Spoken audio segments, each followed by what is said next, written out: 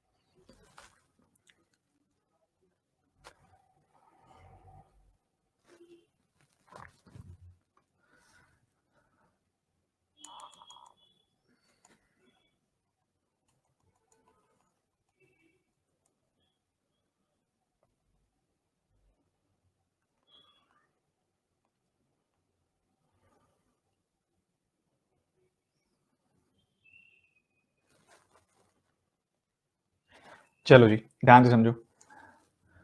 यहाँ पे ना दो अलग अलग कंडीशंस की बात हो रही है। कह रहा है एक कंपनी है, यूजुअली क्या करती है, वो जितनी भी सेल्स होती हैं उस पर 12.5% कमीशन देती है। कंपनी का ये रहता है कि जितनी भी सेल होगी उस पर 12.5% हम आपको कमीशन देंगे, और इसी हिसाब से चीजें चल रही हैं।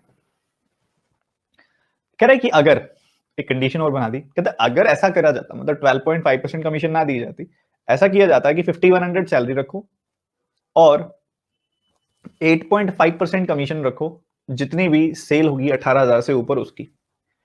18,000 से ऊपर जितनी भी सेल होगी उसका 8.5% कमीशन मिलेगा। ऐसा करे, अगर सेकंड वाला केस अगर हम करें तो वो जो सेल्समैन होगा वो 1530 रुपए ज्यादा कमाएगा। ठीक है, एक कंडीशन ओरिएंटेड है कि मतलब इतनी सेल की है तब 1530 रुपए ज्यादा कमाएगा। तो बताओ सेल कितनी की है उसने। देखो पहला केस तो बिल्कुल सिंपल है, उनको फर्क नहीं पड़ता 18,000 है या क्या है, जितनी भी, अगर 10 रुपए की सेल भी करेगा तो उसका 12.5% उसको मिलेगा, उसकी कोई बार सेट नहीं हुआ हुआ। पहला केस जो वो यूजुअली रखते थे वो 12.5% सेल रखते थे। भाई 12.5%, 12.5% कितनी भी सेल हो जाए, मतलब आप देखो जीरो से लेकर अगर 8,000 18,000 की सेल हो जाए या 18,000 से ज्यादा की भी सेल हो जाए, कोई फर्क नहीं पड़ता था, वो 12.5% कमीशन ही मिलती थी उनको।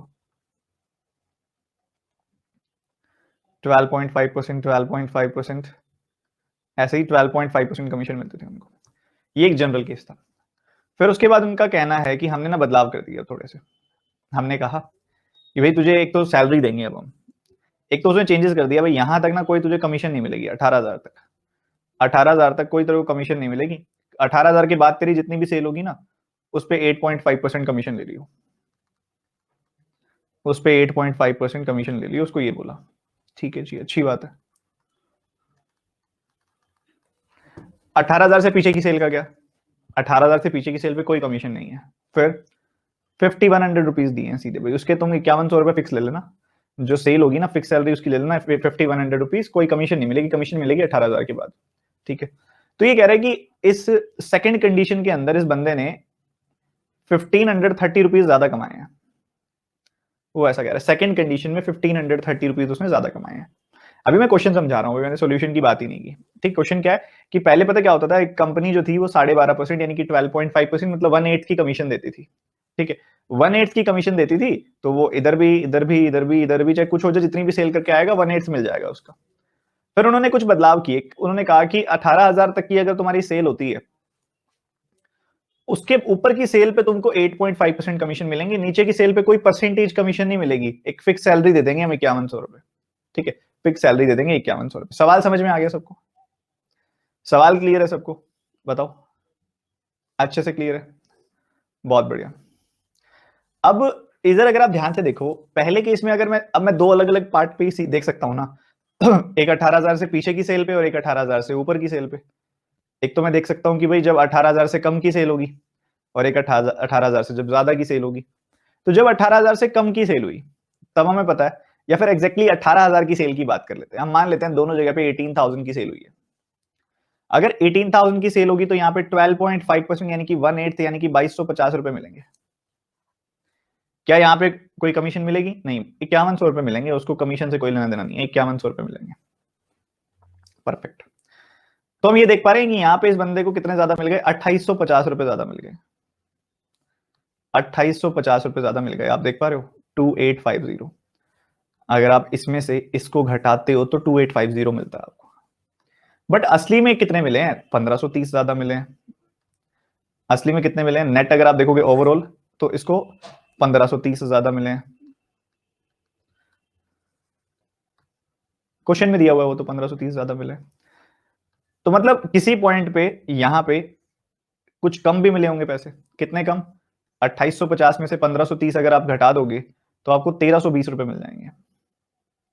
भाई ऐसा हुआ है 18,000 से कम की, 18,000 की सेल होती है तो इधर देखा जाए तो 2850 रुपए ज्यादा बन जाते हैं, पर ओवरऑल तो 1530 रुपए ज्यादा मिले हैं। तो कहीं ना कहीं 2850 माइनस 1530 यानी कि 1320 रुपए कहीं ना कहीं कम भी मिले हैं। और हम जानते हैं कम तो मिल रहे हैं। देखो 18,000 के बाद की जब सेल होती है तो इधर तो 12.5% मिलते हैं, इधर 8.5% मिलते हैं, इधर 12.5% मिलते हैं, इधर 8.5% मिलते हैं। 4% कम मिलते हैं वहां पे, 4%।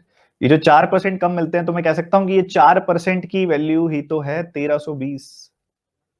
अगर 4% की वैल्यू 1320 है तो 4 का 3 गुना, 3 गुना 1% की वैल्यू 330, और 100% की वैल्यू हो गई 33,000। मतलब 18,000 से ऊपर इसने 33,000 की सेल की है।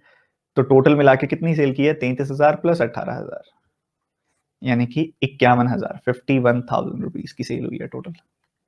मजा आया कि नहीं?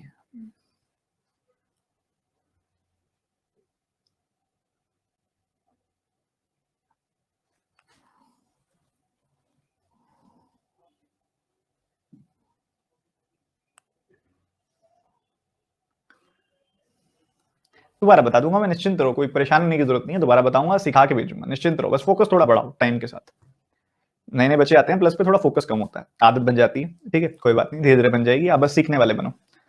अब 12.5%, 12.5%, 12.5%, 12.5%। अब यूजुअल कंडीशन क्या है? यूजुअल कंडीशन क्या है, कोई मुझे बताए।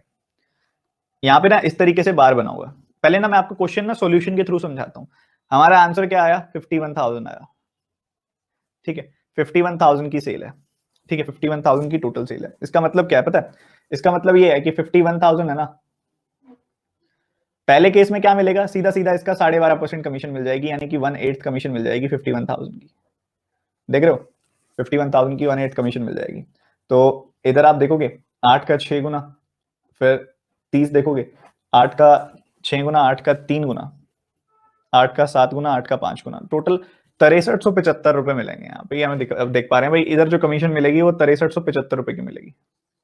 और इस तरफ क्या मिलता है? इस तरफ मिलता है 5100 रुपए फिक्स्ड मिलते हैं, और 1800 से ऊपर जितने की, 18,000 से ऊपर जितने की सेल होती है उसके ऊपर कमीशन मिलती है। 18,000 से ऊपर कितने की सेल है यहाँ पे? 18,000 से ऊपर 33,000 की सेल है, तो उसका 8.5% कमीशन मिलता है। तो हम कह सकते हैं 85 का 33 टाइम्स मिलेगा यहाँ पे कमीशन। यानी कि कितनी हो गई? 85 का 3 गुना अगर आप करोगे तो 240 प्लस 15, 255। अगर आप 85 का 3 टाइम्स करेंगे तो 255 मिल जाएगा। और 255 को आप 11 से मल्टीप्लाई करोगे तो क्या मिलेगा? 2 एंड 5 10, और ये 7 एंड ये 8 हो जाएगा। 2805 यहाँ पे मिलेगा। तो टोटल इतना पैसा मिल रहा है यहाँ पे। ठीक है, तो ये कितना हो गया? 7905, इतना पैसा यहाँ पे मिल रहा है। अगर आप यहाँ पे कैलकुलेट करते हो कि कितना एक्स्ट्रा पैसा मिला, तो आपने देखा भाई यहाँ पे 1,600, यहाँ पे 1,530 रुपए, 1,530 रुपए मिले एक्स्ट्रा। ठीक है, और ये आपको यहाँ पे दिखाई भी दे रहा है कि 1,530 रुपए एक्स्ट्रा मिले। तो बड़ा सिंपल सा सिचुएशन है। पहले केस में क्या होता था? पहले केस में ये होता था जितनी सेल करके आएगा उसका 1/8 पैसा मिलेगा। तो वही 1/8 पैसा निकाल लिया, 6375 मिलेंगे। दूसरे केस में क्या होता था, 5100 की तो उसको फिक्स थी सैलरी, 5100 रुपए तो मिलेंगे मिलेंगे, और 18,000 से एक्स्ट्रा जितनी सेल होगी उसके तुझे 8.5% मिलेंगे। तो 51,000 से 51,000 में देखा जाए तो 18,000 कम कर दो, कितनी बनी 33,000। तो 18,000 से ऊपर कितनी सेल हुई है 33,000। तो 33,000 का 8.5% निकाला, 2805 की वहां कमीशन मिलेगी, जोड़ दिया 7905 आ गया। तो यहाँ कितना एक्स्ट्रा बना उसका 1530 एक्स्ट्रा बना। तो मैं सॉल्यूशन के थ्रू क्वेश्चन समझाया पहले मैंने। अब जरा वापस आते हैं, अब जरा वापस आते हैं, इस क्वेश्चन को देखो। हमें पता है जो स्टार्टिंग का करंट सिनेरियो है उसमें फिक्स्ड है कि जितनी भी सेल तुम करोगे, चाहे तुम 18,000 से ज्यादा की सेल करो, चाहे तुम 18,000 सेल करो, चाहे तुम 50,000 सेल करो, चाहे तुम 35,000 सेल करो, चाहे तुम जितनी भी सेल करो, तुमको 12.5% कमीशन मिलेगी ही मिलेगी। ठीक है, ये फिक्स्ड है। ठीक है जी। दूसरे वाली सेल में, दूसरे वाली कंडीशन में क्या है, यहाँ पे जो दूसरी कंडीशन है उसमें कहा जा रहा है कि 18,000 की सेल तक को नो कमीशन, कोई कमीशन नहीं मिलेगी। 18,000 की सेल के बाद कमीशन मिलेगी 8.5%, 8.5% ऐसे मिलेगी। पर हाँ, तुम्हें एक फिक्स सैलरी दे देंगे 5100 की, जिसमें डिपेंड नहीं करता कि सेल कितनी हुई है। ठीक है, तो हम अगर देखें 18,000 तक की मान लो इसकी सेल हुई होती, 18,000 की मान लो इसकी सेल हुई होती, तो यहाँ पे इसको 12.5% मतलब 1/8 मिलता है, यानी कि 2250 रुपए मिलते कमीशन के तौर पे। और 18,000 की सेल पे क्योंकि कमीशन मिलती नहीं, सिर्फ फिक्स सैलरी मिलती 5100 रुपीज। तो आप देख पा रहे हो कितना एक्स्ट्रा मिल रहा है यहाँ पे इसको, इसको 2850 एक्स्ट्रा मिल रहा है, 2850 रुपए एक्स्ट्रा मिल रहा है। पर ओवरऑल क्वेश्चन में दिया गया है कि 1530 एक्स्ट्रा मिलेगा। यार ये तो ज्यादा मिल रहा है, क्वेश्चन में तो कम लिखा हुआ है। मतलब ऑब्वियसली 18,000 की सेल तो नहीं है, उससे ज्यादा की सेल है, क्योंकि 18,000 से ज्यादा की जब सेल हो रही है ना, तब इधर वाला पलड़ा भारी होता जा रहा है, क्योंकि यहाँ पे 12.5 मिलता जा रहा है, यहाँ पे कम मिल रहा है अब। ठीक है, तो 18,000 से ज्यादा की सेल हुई है। तो अब 2850 में से कितना कम करूं कि 1530 आ जाए, 2850 में से 1530 घटा दो, 1320 कम करना पड़ेगा, 1320 कम करना पड़ेगा। मतलब यहाँ पे जो ये 4% कम मिल रहा है, 12.5 और 8.5 में डिफरेंस कितना होता है 4% का, यहाँ पे जो ये 4% कम मिल रहा है ना, ये 1320 के बराबर है। तो बच्चों 4% की वैल्यू है 1320। तो यहाँ काट दिया हमने, एक की वैल्यू आ गई 330, 1% की वैल्यू 330, तो 100% की वैल्यू 33,000। मतलब 18,000 से ऊपर 33,000 की सेल हुई है, और टोटल 51,000 की सेल हुई है। समझ में आया कि नहीं, जल्दी से बताओ फटाफट से। अब तो आ गया, अब तो आना है यार, अब तो आना है। सॉल्यूशन से भी देख लिया, क्वेश्चन से भी देख लिया, बहुत ही बढ़िया, बहुत ही बढ़िया। कितने ऐसे बच्चे हैं यहाँ पे जिन्होंने परसेंटेज पार्ट 1 एंड पार्ट 2 नहीं देखा हुआ?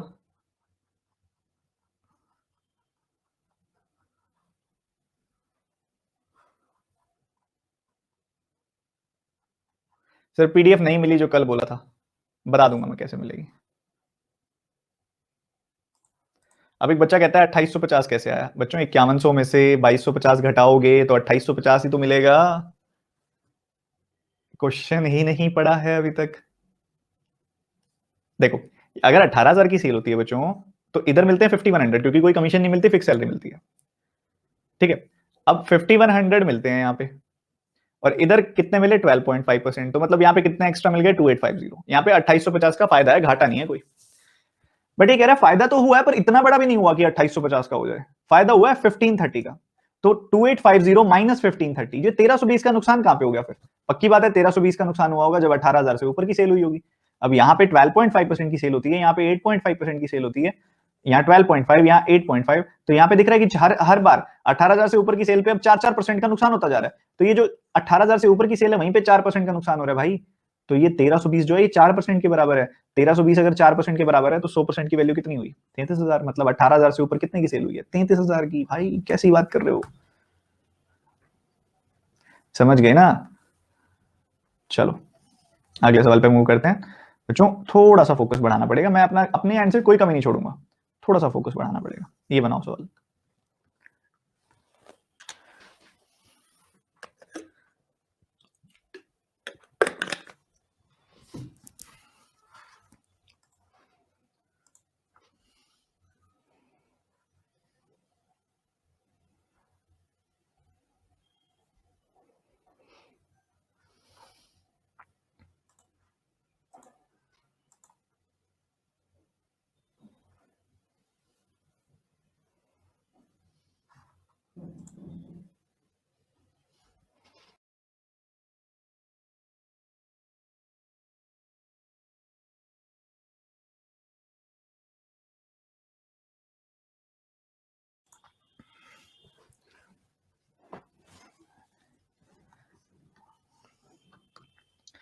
थोड़ी सी लॉजिकल थिंकिंग चाहिए होती है ऐसे सवालों में, कुछ भी मुश्किल नहीं होता।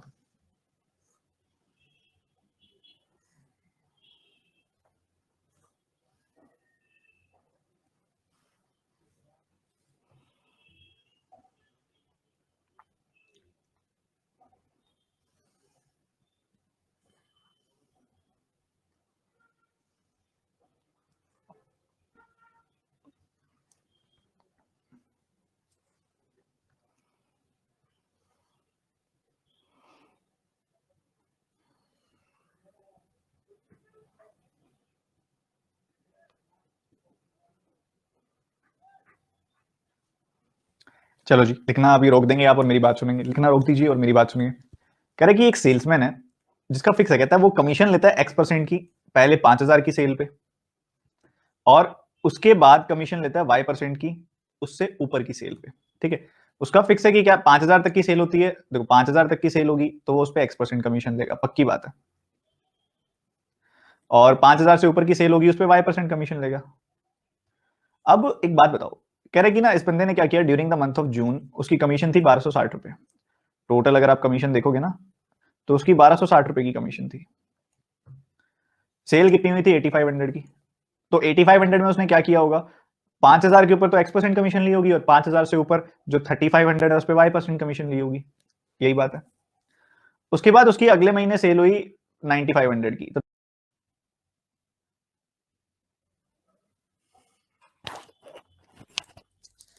हमारे वाईफाई ने थोड़ा ऐसे दम तोड़ दिया, देखते हैं कब तक हमारा हॉटस्पॉट साथ देगा। अभी हमने फोन से हॉटस्पॉट दिया, वाईफाई वर्क नहीं कर रहा, कॉल किया है तो दे साइड की टेक्निकल इशू है, चेक कर रहे हैं, बताते हैं। अभी ठीक चल रहा है क्या हॉटस्पॉट वगैरह? अगर कोई टेक्निकल इशू आ जाए, अभी तो जस्ट ये स्टक हो गया क्या फिर से? मुझे यहाँ पे चलो, अब ठीक है ना? तो अगर स्टक हो जाता है तो आप मुझे बताइएगा। आपके कमेंट से फ्रीज हो गए हैं।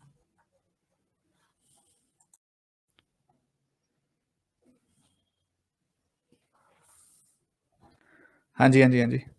तो मैं स्माइली ऑन करके छोड़ रहा हूँ, और अगर कोई टेक्निकल इशू आता है तो आप स्माइली पे डाउट बटन पे क्लिक कर देना, स्माइली वाले पे नीचे, ठीक है? कमेंट्स ऑन रखने का कोई फायदा नहीं है, फिर पढ़ाई नहीं होगी। कमेंट्स ऑफ कर रहा हूँ मैं, रिएक्शंस ऑन कर रहा हूँ, ठीक है? आपके पास नीचे डाउट बटन मिलेगा आपको, आप डाउट बटन पे क्लिक कर देना अगर टेक्निकल इशू आया तो। ठीक है, मैं अभी पढ़ाना कंटिन्यू कर रहा हूँ। तो इस क्वेश्चन में क्या बोला था, अब खेलते नहीं रहना स्माइलीज के साथ, ठीक है? पढ़ भी लो। क्या हो रहा है आज ये? यार फोन के इंटरनेट से तो मुश्किल ही चलेगी क्लास अभी। अब ठीक है ना? अब ठीक है ना? तुम बराबर बराबर ही खेल लो यार। अब दोनों दोनों बटन एक साथ चला रहे हो तुम। नहीं है पढ़ने का मन, रहने दो आज फिर। नहीं है पढ़ने का मन, पढ़ लो ढंग से।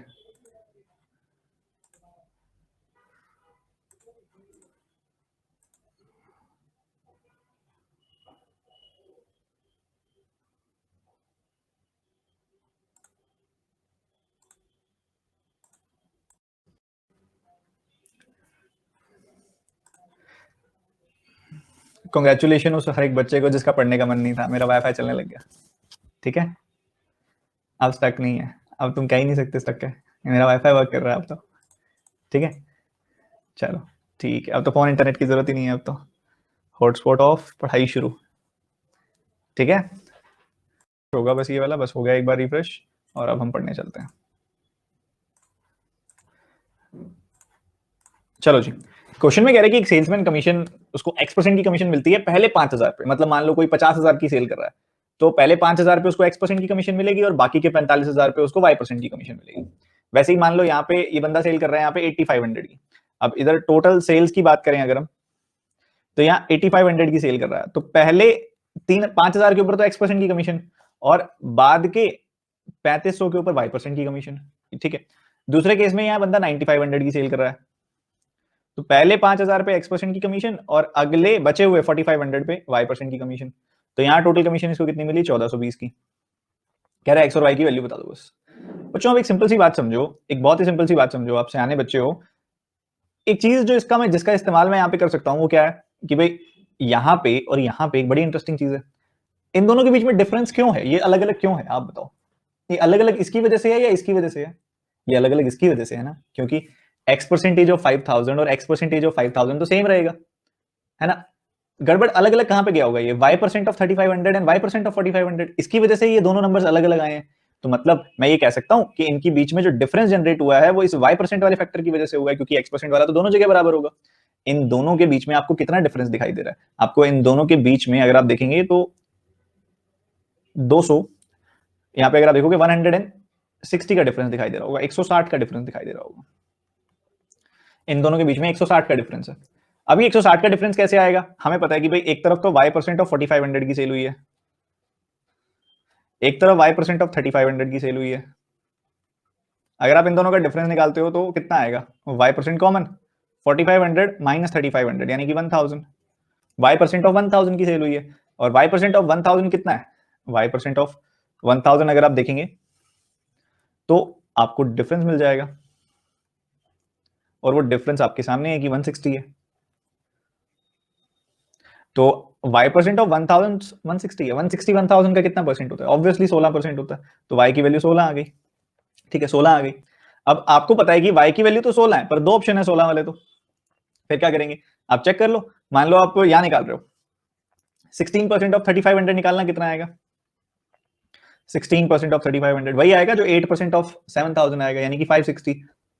तो इसमें 1260 में से 560, 1260 में से 560, तो ये सेकंड वाली कमीशन है, तो वो हटा दो, उसमें से बची कितनी? 700। तो 700 की कमीशन यहाँ पे आई होगी। अब ये 700 जो है वो 5000 का कितना परसेंट है? 14% है। तो मतलब x की वैल्यू है 14 और y की वैल्यू है 16।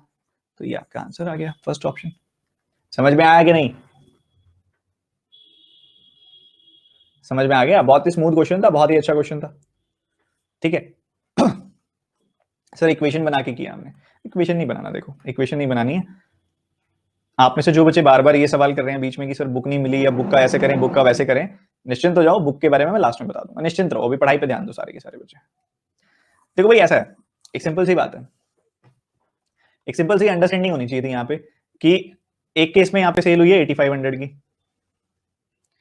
एक केस में सेल हुई है 9500 की, और इनका कहना है कि फर्स्ट 5000 पे हम अलग कमीशन देंगे और बाद के 3500 पे हम अलग कमीशन देंगे। फर्स्ट 5000 पे हम अलग कमीशन देंगे और बाद के 4500 पे हम अलग कमीशन देंगे। तो फर्स्ट 5000 पे हम x परसेंट कमीशन देंगे और बचे हुए पे हम y परसेंट कमीशन देंगे। फर्स्ट 5000 पे हम x परसेंट कमीशन देंगे, बचे हुए पे हम y परसेंट कमीशन देंगे। ये हमको क्लियरली दिखना चाहिए था, बस परफेक्टली। तो दोनों से जो कमीशन मिली है ना, उसकी वैल्यू भी है अपने पास, कि x परसेंट 5000 का निकालोगे, y परसेंट 3500 का निकालोगे, x परसेंट 5000 का निकालोगे, y परसेंट 4500 का निकालोगे, तो दोनों जगह जो कमीशन मिलेगी ना, उसकी वैल्यू भी है अपने पास, कि इधर से बनेगी 1260 रुपए की कमीशन और इधर से बनेगी 1420 रुपए की कमीशन। अगर इन दोनों को ऐड करके तो हमारा कोई फायदा है नहीं, क्योंकि फिर तो वो एक्स वाला और वाई वाला दोनों फैक्टर आया हमारे पास। फिर हम क्या करें? हम थोड़े से आने बनते हैं। हमें पता है कि एक्स परसेंट ऑफ 5000 और एक्स परसेंट ऑफ 5000 तो सेम है दोनों जगह पे, वाई परसेंट ऑफ 3500 और वाई परसेंट ऑफ 4500 अलग अलग है, और इसी की वजह से इन दोनों के बीच में डिफरेंस जनरेट हुआ है। इन दोनों के बीच में कितना डिफरेंस है? 160 का। और अगर आप इन दोनों के बीच में डिफरेंस निकालोगे तो y परसेंट कॉमन आ जाएगा, 4500 माइनस 3500, मतलब y परसेंट ऑफ 1000 इज 160। तो 1000 का कितना परसेंट 160 होता है? 160 1000 का कितना परसेंट होता है? 16% होता है। मतलब भैया y की वैल्यू आ गई है हमारे पास 16 है। और y की वैल्यू 16 है तो आप पुट कर दो कहीं पे भी, मान लो यहां पुट कर दिया आपने y की वैल्यू 16, तो 16% ऑफ 3500 निकाल लो, क्या होता है? वो वही होता है जो 8% होता है 7000 का, यानी कि 560। तो 1260 में से 560 कमीशन तो यहाँ पे आई है, तो बाकी 700 कमीशन यहाँ पे आई होगी। अब 700 जो है वो 5000 का कितना परसेंटेज है? 700 5000 का 14% होता है। आप चाहे निकाल के देख लो, सेकंडों का सवाल है ये। तो एक तरफ आ गई वैल्यू, एक्स की वैल्यू आ गई 14 और वाई की वैल्यू आ गई 16। मुझे लग नहीं रहा किसी को कोई भी डाउट है तो बता दो।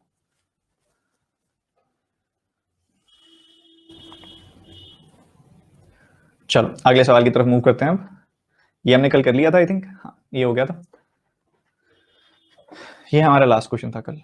चलो अगले सवाल की तरफ मूव करते हैं। ये बहुत अच्छा क्वेश्चन है, हैवियर और लाइटर कॉइन का कॉन्सेप्ट चेक करता है ये सवाल।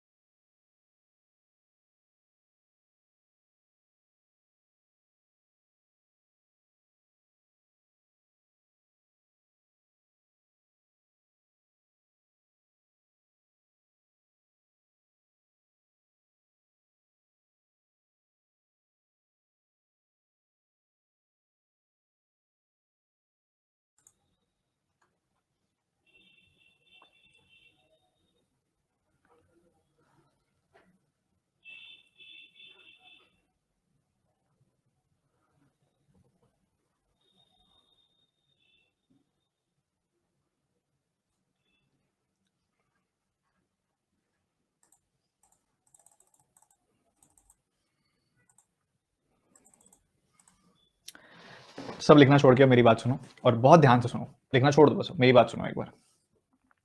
कह रहा रोशनी ने कुछ गोल्ड कॉइन्स परचेज किए और वो अलग अलग थे, कुछ हल्के थे, कुछ भारी थे, ठीक है, कुछ लाइटर कॉइन थे, कुछ हैवियर कॉइन्स थे, ठीक है, लाइटर कॉइन्स भी हैं, हैवियर कॉइन्स भी।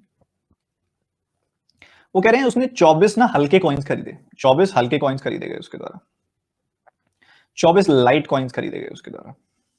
और ये जो 24 लाइट कॉइन्स थे, इसके वेट के बारे में भी बात की जा रही है कि भाई इसका जो वेट था इन लाइट कॉइन्स का, इन 24 लाइट कॉइन्स का जो वेट था 45% ऑफ द टोटल वेट था। मतलब ये अगर इन लाइट कॉइन्स का वेट देखा जाए तो 45% वेट है, टोटल 100% में से 45% तो इन्हीं 24 सिक्कों का वेट है, ठीक है जी।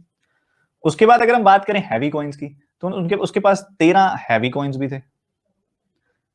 13 हैवी कॉइन्स का क्या था कि उसमें 26% वेट था, 26% वेट था, 26% वेट था।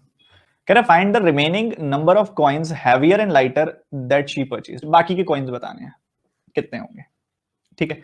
पहली बात तो 45 और 26 अगर आप जोड़ोगे तो आपको यहाँ पे देखो यार, सबसे बड़ी बात है आप देखो कि कितना परसेंटेज वेट अभी बकाया पड़ा है, ठीक है, कितना प्रतिशत वेट अभी बकाया पड़ा है जो आपने अभी इसके अंदर फिलअप करना है, ठीक है। तो 45 एंड 25 इज 70 एंड 1 71% हो गया, ठीक है। 71% वेट तो हो चुका है, अब 71% वेट हो चुका है तो 29% वेट अभी बाकी पड़ा है। 29% वेट के अंदर यहाँ पे हमें कुछ हैवी कॉइन्स डालने हैं, कुछ लाइट कॉइन्स डालने हैं, तो वो हमने देखना है कि कितने हैवी और कितने लाइट, और बचे हुए कॉइन्स हैं तो हैं कितने, हमने ये देखना है। अब बच्चों आप देखोगे ना 13 हैवी कॉइन्स, 13 हैवी कॉइन्स का क्या मतलब है, 13 हैवी कॉइन्स में 26% वेट है। तो अगर मैं काटूं यहाँ पे तो मैं कह सकता हूं कि एक हैवी कॉइन में 2% वेट होगा। तो अगर आपने एक हैवी कॉइन भी लिया तो आपको क्या करना पड़ेगा, कम से कम 2% वेट तो इधर डालना पड़ेगा। तो यहां कम से कम 2% वेट आएगा, या 4% वेट आएगा, या 6% वेट आएगा, या 8% वेट आएगा।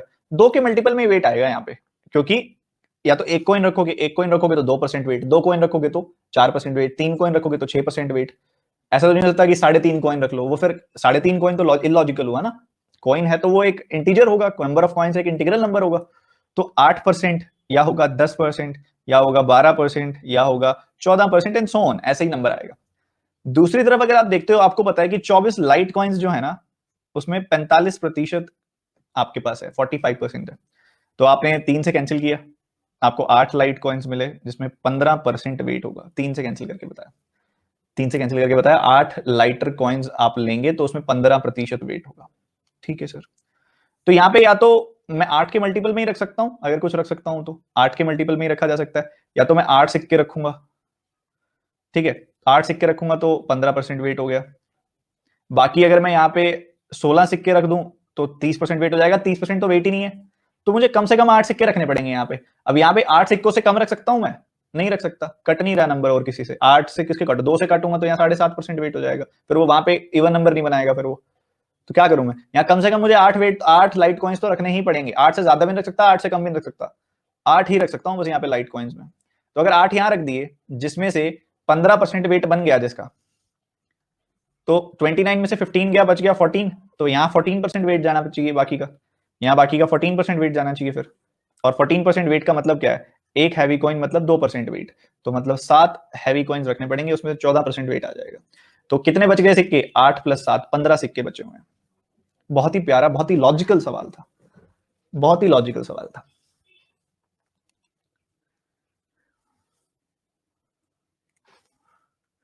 क्लियर है सबको, मस्त पढ़ाते हो आप, ऐसी बात है क्या, मस्त पढ़ाता हूं मैं, MAST वाला मस्त, मस्त पढ़ाते हो सर आप। चलो जी, बहुत बढ़िया। एक क्विक रिपीटेशन और फिर अगला सवाल। 24 कॉइन्स आगे 45% वेट है, जिसमें 13 कॉइन्स आगे 26% वेट है, जिसमें सम हो गया 71%। तो बाकी कितना वेट बच गया, 29%, जो कि मुझे लाइट और हैवी कॉइन्स में डालना पड़ेगा। अब मुझे पता है कि 13 सिक्के मतलब 26% वेट, 13 सिक्के मतलब 26% में वेट, मतलब एक सिक्का मतलब 2% वेट, मतलब एक हैवी सिक्का रखा तो कम से कम 2% वेट जाएगा ही जाएगा। दो सिक्के तो 4% वेट, तीन सिक्के तो 6% वेट, चार सिक्के तो 8% वेट, तो इवन नंबर में वेट जाएगा यहाँ पे, मुझे पता है, ठीक है। और इधर अगर आप देखोगे, इधर क्या सिचुएशन है, 24 सिक्के मतलब 25% वेट, काटो कहां से कट रहा है, 3 से कट रहा है, मतलब 8 सिक्के मतलब 15% वेट, 8 सिक्के मतलब 15% वेट। तो या तो मैं 8 सिक्के रखूंगा, या मैं रखूंगा 16 सिक्के, 16 सिक्के रखूंगा तो 30% वेट हो जाएगा, उतना तो है ही नहीं यहाँ पे, तो मुझे 8 ही रख सकता हूं मैं, और कोई पॉसिबिलिटी नहीं है। 8 सिक्के रखूंगा, 15% वेट चला गया इधर, 29 में से 15 इधर चला गया, तो बाकी 14 इधर ही जाएगा। तो 14% वेट मतलब 7 सिक्के, तो 8 + 7 यानी कि 15 सिक्के रह रहे हैं यहाँ पे। ये क्वेश्चन करेंगे पर बाद में करेंगे, ये बेसिक परसेंटेजेस का सवाल है, बाद में करेंगे इस सवाल को, उससे इंपॉर्टेंट क्वेश्चन अभी हैं अभी। ठीक है, ये करो जल्दी जल्दी करो, 4-5 सवाल आएंगे इजी इजी, फिर हम मुश्किल वाले भी मूव करेंगे, इजी इजी वाले जल्दी खत्म करो।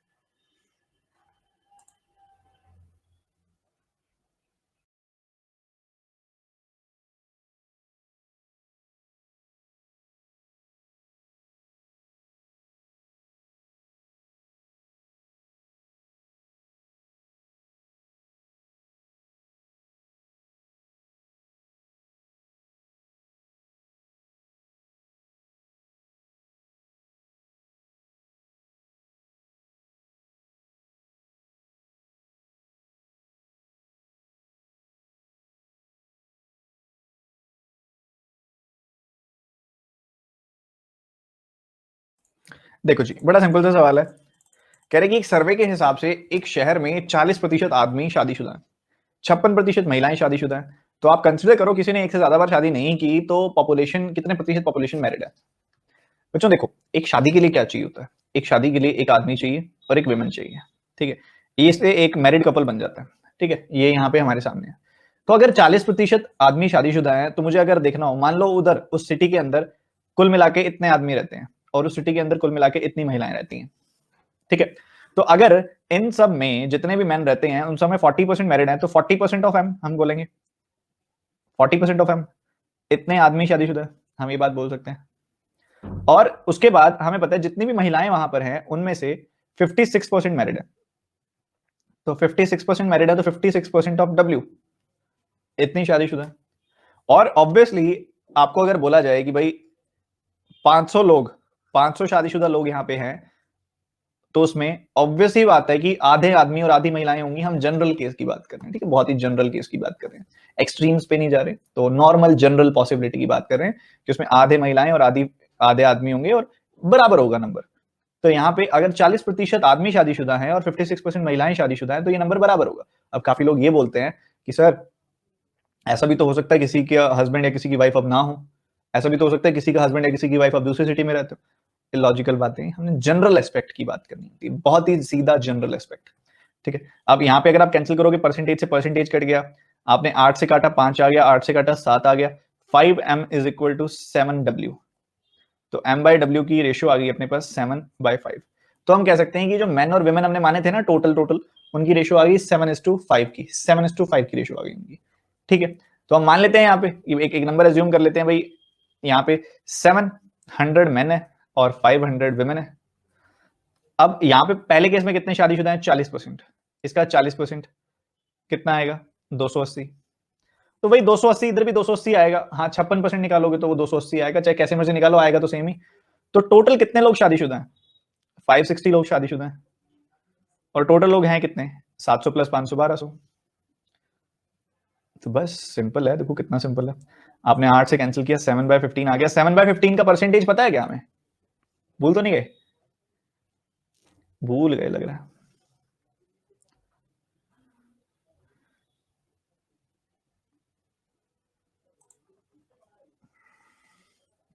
46.66%। तो ये आपका आंसर आ जाएगा, बहुत ही सिंपल तरीके से, बहुत ही साधारण अंदाज में ये आपका आंसर आ जाएगा। इस तरीके से इस सवाल को बनाना था, जितने भी आदमी शादीशुदा होंगे, जितनी महिलाएं शादीशुदा होंगी वो बराबर होंगी।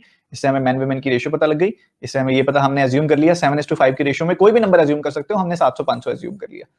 इसका 40% निकालोगे 280 आया, 280 यहाँ पे आएगा, निकालना चाहो तो निकाल सकते हो, निकालना चाहो तो निकाल सकते हो। बाकी 56% था यहाँ पे, 56% ऑफ 500 280 आएगा। तो टोटल 560 लोग हो गए, 560 लोग शादीशुदा हैं 1200 लोगों में, तो 0 से 0 काटा, 7/15 आपके पास यहाँ पे आ गई वैल्यू। 1/15 होता है 6.66, तो उसका 7 टाइम्स क्या होगा, 46.66। अगला सवाल आपके सामने है। कह रहे हैं कि एक कंपनी है जिसमें 60% एम्प्लॉयज जो हैं बॉलीवुड मूवीज को पसंद करते हैं, 50% हॉलीवुड को, 15% कोई भी मूवीज पसंद नहीं करते। देखिए जल्दी से आंसर बताइए।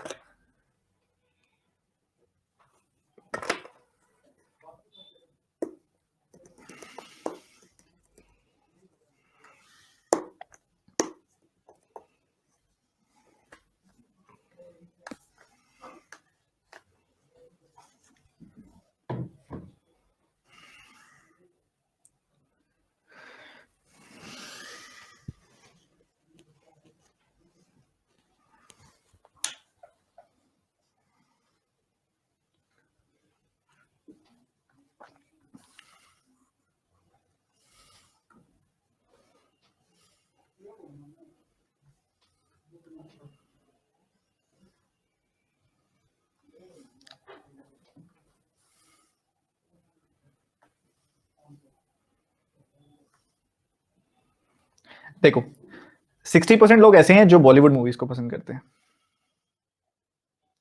और 50% लोग ऐसे हैं जो हॉलीवुड मूवीज को पसंद करते हैं। 15% ऐसे हैं जिनको मूवीज ही नहीं पसंद, मतलब वो 15% इस इन दोनों सर्कल से बाहर आएंगे। ठीक है, इन दोनों सर्कल से बाहर आएंगे वो 15%। मतलब 100 माइनस 15%, मतलब इस इन दोनों सर्कल्स के अंदर जो आने चाहिए वो 100 माइनस 15% यानी कि 85% आने चाहिए। 85% आने चाहिए। अब ये तो 60 प्लस 50 यानी कि ये तो 110% है, बट आना चाहिए था 85%। मतलब कितना एक्स्ट्रा आ रहा है? 25% एक्स्ट्रा आ रहा है। तो बच्चों दिख तो रही है आपको बहुत क्लियरली कि ये ऐसे सर्कल जा रहा है, ये ऐसे सर्कल जा रहा है, तो ये वाला पार्ट 2 बार काउंट कर लिया ना हमने, ये वाला पार्ट 2 बार काउंट कर लिया, तभी तो ये 110% जा रहा है। मतलब ये जो बोथ वाला पार्ट है ये 25% है। क्योंकि आप देखोगे तो 60 माइनस 25% करोगे तो आपको कितना मिलेगा? यहाँ पे 60 में से 25% आप घटाओगे तो 35% मिल गया, और इधर से घटाओगे तो 25% आपको मिल जाएगा। तो आप देखो ये 25%, ये 35%, ये हो गया 60, 60 प्लस 25%, 85%, 85% प्लस 15%, 100%। तो अगर 25% की वैल्यू आपको दी हुई है कि ऐसे लोग जो हॉलीवुड और बॉलीवुड दोनों मूवीज को पसंद करते हैं, बोथ वाले लोगों की बात हो रही है, तो ऐसे 125 है, तो 25% की वैल्यू 125, तो 1% की वैल्यू कितनी है? 5। 1% की वैल्यू 5 है, तो 100% की वैल्यू कितनी हो जाएगी? 500।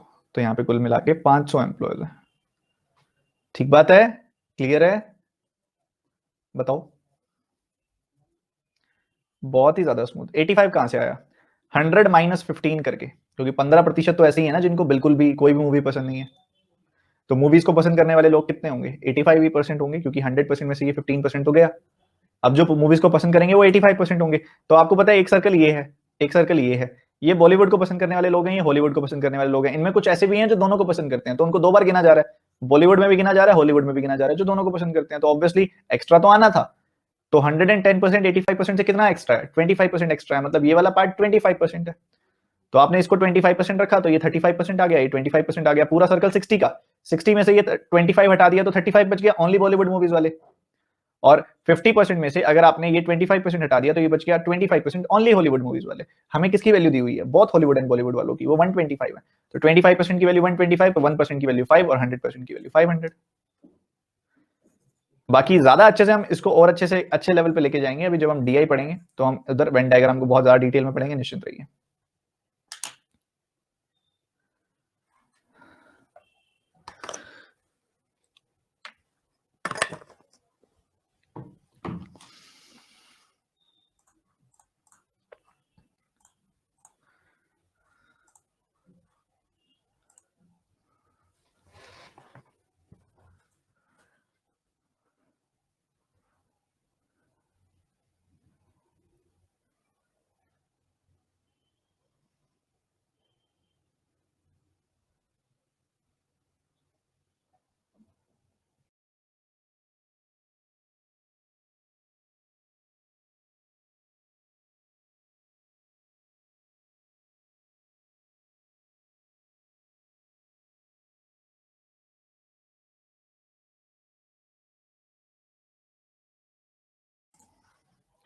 देखो काफी बच्चे कहते हैं सर इतना आसान सवाल, इसमें क्या प्रॉब्लम है?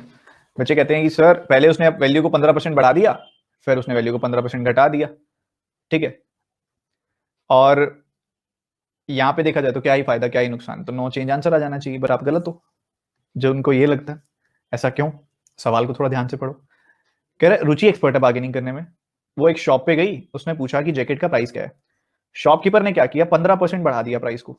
ठीक है, 15% प्राइस को इंक्रीज कर दिया, तो 15% प्राइस को बढ़ा दिया। उसके बाद रुचि ने इंसिस्ट किया कि प्राइस को 15% से कम किया जाना चाहिए। तो रुचि को नहीं पता ना ये कौन सा प्राइस था। फर्ज करो ये कॉस्ट प्राइस था, तो कॉस्ट प्राइस से 15% बढ़ा के मार्क प्राइस बन गया। तो रुचि को तो कॉस्ट प्राइस नहीं पता ना, तो उसने तो इसी मार्क प्राइस को कम कराना 15% से, तो उसने 15% से मार्क प्राइस को कम करवा दिया। ठीक है, but Ruchi institute so the shopkeeper sold it by decreasing it by 15%, 15%। तो लॉस और गेन परसेंट बताना है आपने। नुकसान हुआ उसको, कम वैल्यू का 15% बढ़ाया था उसने, बड़ी वैल्यू का 15% घटा दिया, तो नुकसान तो होना ही है। अब कितना नुकसान हुआ? अब 15 गुना 15, ये देखो जिसको वो सक्सेसिव वाला फॉर्मूला आता है, अभी वैसे मैं पढ़ाऊंगा आगे कंपाउंड इंटरेस्ट में, वो कर सकता है +15। बता देता हूं मैं यहाँ पे, जैसे सक्सेसिव वैसे निकालते हैं ना हम, जैसे ए से बी, वैल्यू ए से बी हो गई, ए से बी हो गई, ए से बी हो गई, फिर वर्टिकली मल्टीप्लाई कर देते हैं। वैसे ही ना उसका एक फॉर्मूला भी होता है, जब छोटी छोटी वैल्यूज होती हैं या दो वैल्यूज होती हैं उस पर लगाने का, क्या होता है वो, x% plus y% plus x into y by 100%। ये फॉर्मूला होता है, ये भी सेम ऑपरेट करता है इसी तरीके से। तो पहले वैल्यू को 15% बढ़ा दिया, फिर वैल्यू को 15% घटा दिया, फिर माइनस का साइन लगेगा क्योंकि अब घटा दिया वैल्यू को। और इधर क्या आएगा, +15 इंटू -15/100। ठीक है, तो ये आ जाएगी वैल्यू, तो ये तो कट गया। 15 गुना 15 225, 225 बटे 100 2.25, और आ गया माइनस का साइन। तो ओवरऑल 2.25% का लॉस होगा इसे। ठीक है, एक तो ये तरीका है। और तरीका कोई है? हाँ जी बिल्कुल है। अब 15% की फ्रैक्शन क्या होती है, 3/20। मतलब वैल्यू पहले 20 से उसने 23 की, फिर रुचि ने आके उस वैल्यू को 20 से क्या कराया, पहले 15% बड़ी वैल्यू, फिर 15% घटी वैल्यू। ठीक है, ऐसा हुआ है। तो वर्टिकली मल्टीप्लाई कर दो, यहाँ आ गई वैल्यू 400, यहाँ क्या वैल्यू आ गई 340 प्लस 51, यानी कि 391 आ गई वैल्यू। तो यहाँ पे कितना लॉस हो गया, 9 का लॉस हो गया। 9 का लॉस कितने पे, 400 पे, तो 100 पे कितने का, तो 0 से 0 कट गया, 9/4 का लॉस हो गया। अब 9/4 को डिवाइड करोगे तो 2.25 आ जाएगी वैल्यू। कैसे मर्जी बना सकते हो, जो तरीका आपको अच्छा लगे।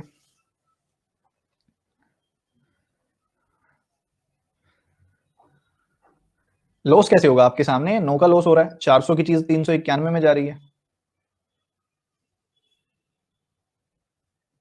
एसपी होता तब भी क्या फर्क पड़ता, क्या फर्क पड़ता है, फिर तो हमें ओरिजिनल प्राइस पता ही नहीं है ना, फिर उसका सीपी क्या है, तो हम ऑपरेट ही नहीं कर सकते इसके अंदर। आलोक पांडे आज ही आए हो आप क्लास में, है ना? क्या मैं सही हूं? आलोक पांडे आज ही क्लास में आए हो ना? तो आप कह रहे हो कि ये ऐसा कब होता है, सक्सेसिव कब होता है, वैल्यू कैसे इंक्रीज होती है, मैंने स्पीड मैथ में पढ़ाया सक्सेसिव, मैंने परसेंटेज में पढ़ाया सक्सेसिव, कल भी इतना किया हमने सक्सेसिव, आज ये सवाल तो नहीं आना चाहिए था, फिर आज ये सवाल तो नहीं आना चाहिए था।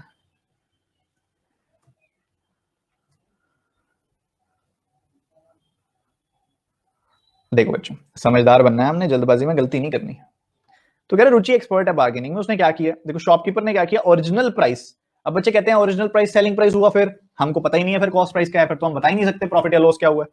यहाँ पे हमें original price CP he by default लेना पड़ेगा, कि उसका सीपी बाय डिफॉल्ट जितने में वो खरीद के आया, बाय डिफॉल्ट सीपी वही है, ये ओरिजिनल प्राइस वही है, इतने में खरीद के आया वो। तो जब रुचि उससे पूछने गई, तो ऑब्वियसली वो तभी तो बढ़ा के बताएगा पहले। ठीक है, बढ़ा के बताया उसने, भाई उसको पता था मैं 100 रुपए की चीज खरीद के आया हूं, तो उसने क्या बताया, पता। कई बच्चे कहते हैं सर हम 100 मान लेते हैं, चलो मान लो 100 रुपए की चीज वो खरीद के आया था, तो उसने रुचि को 115 बताया, रुचि ने फिर इस पे 15% कम कराया।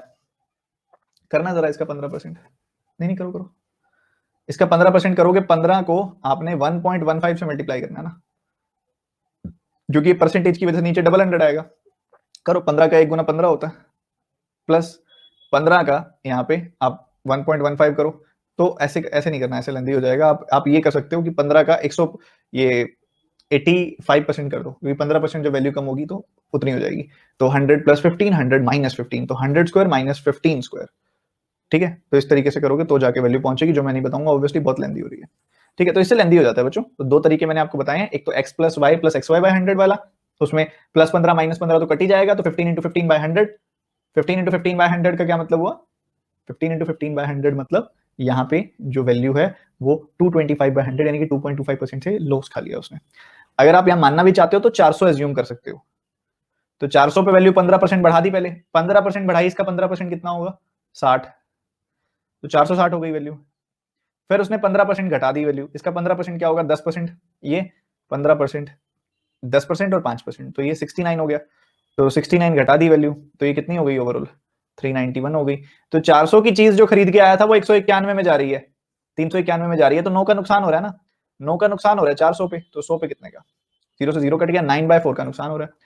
ये बना सकते हो। बाकी ये मैंने 400 कहां से उठाया पता है ना, सक्सेसिव से आया मेरे दिमाग में कि 20 से वैल्यू पहले 23 की, फिर 20 से वैल्यू 17 कर दी। अब जैसे कि आलोक पांडे जी कह रहे थे कि सर ये 20 से 23 कैसे हुआ, यही तो लॉजिक है ना बच्चों, याद ही नहीं है आपको, कल ही पढ़ाया कि 20% 3/20 होता है, 15% 3/20 होता है, 5% का 3 गुना, 1/20 का 3 गुना मतलब 3/20। तो पहले वैल्यू 20 पे 3 बढ़ी, 15% बढ़ गई, फिर वैल्यू 20 पे 3 घटी, फिर 15% घट गई, 20 पे 3 घटाया, 20 पे 3 बढ़ाया, तो वर्टिकली मल्टीप्लाई किया, यही वैल्यू 400 से 391 हो गई, मतलब 9 का डिक्रीज हो गया 400 पे, तो वही 2.25%। बहुत ज्यादा खींच दिया हमने, सवाल बनता नहीं था इतना ज्यादा खींचना। ये देखते हैं कितने बच्चे सही बताएंगे।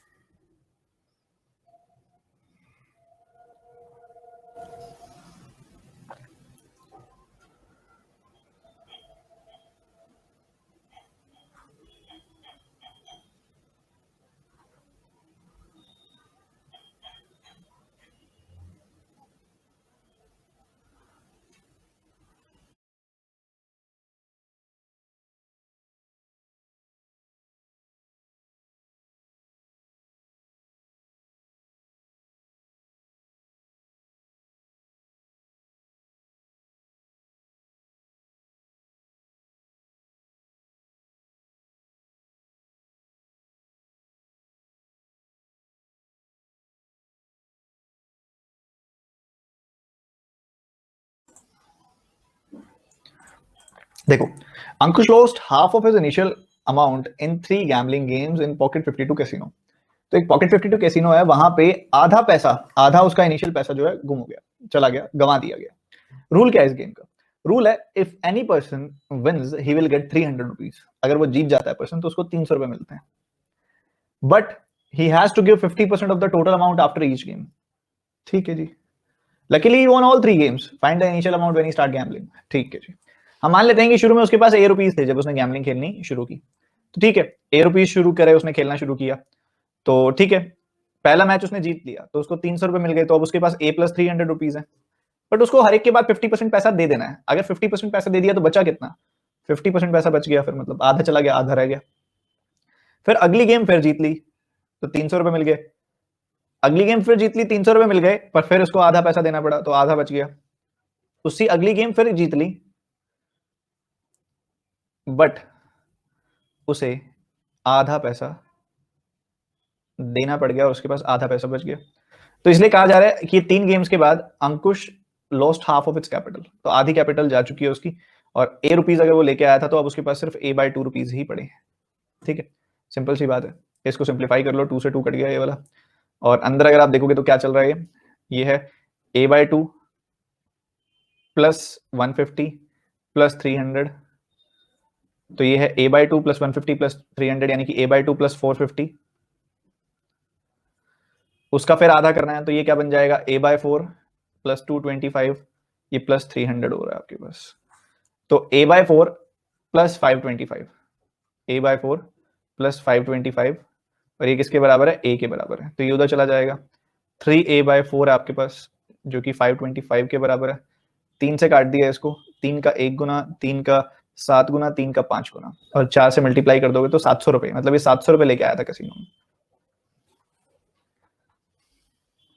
बताओ क्या दिक्कत है,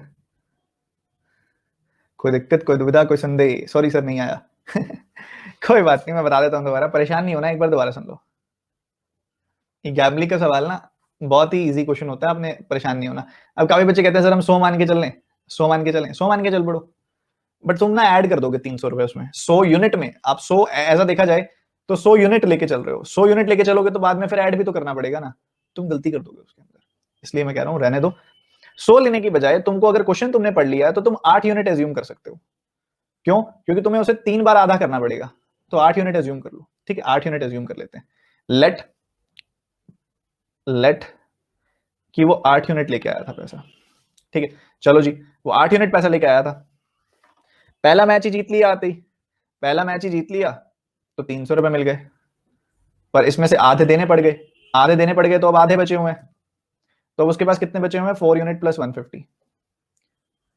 फिर उसने मैच जीत लिया, 300 रुपए मिल गए। कितने हो गए उसके पास?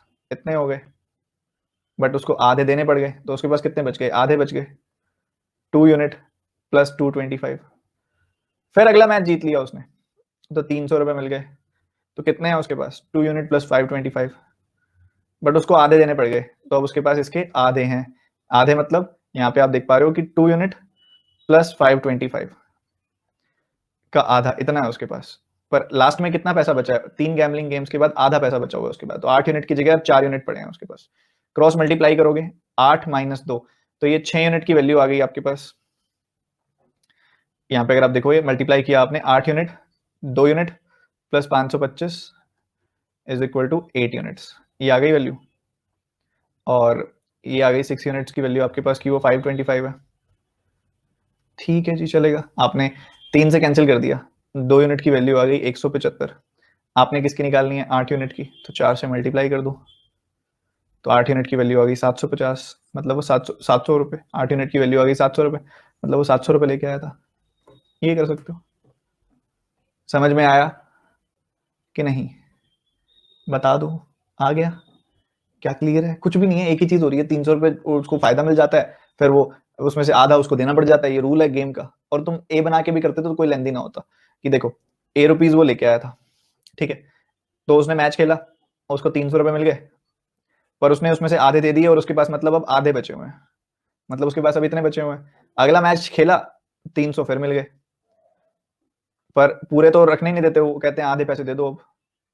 फिर अगला मैच खेला, 300 और बन गए, तो उसमें से भी उसने आधे दे दिए। और फाइनली उसके पास कितने बचे हुए हैं? हाफ ही बचे हुए हैं जितने वो लेके आया था उसके, मतलब a/2 बचा हुआ है उसके पास। तो 2 से 2 कट गया। इस पूरे अंदर ब्रैकेट को सिंप्लीफाई करोगे तो तुम्हें मिलेगा a/4 plus 525 is equal to a। ये राइट हैंड साइड जाएगा, 3a/4 इज इक्वल टू 525। 3 से काटा 175 टाइम्स 4 से मल्टीप्लाई किया, a की वैल्यू 700 आ गई। सिंपल ही तो है।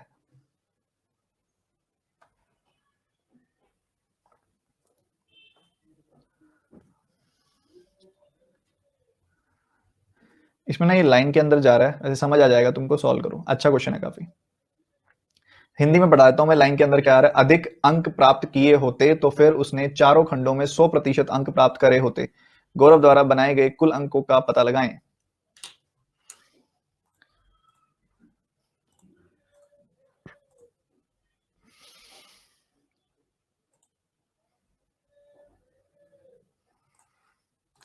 Did you see Aisha's viral video? That's why I hate this Dory system in India.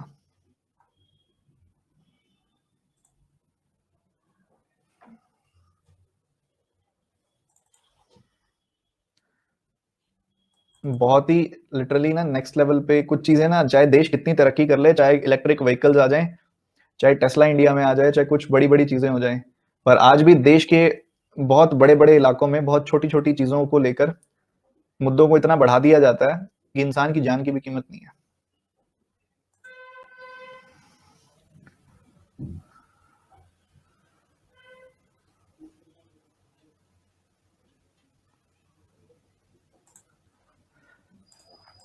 Anyways, चलो पढ़ना शुरू करो जल्दी से।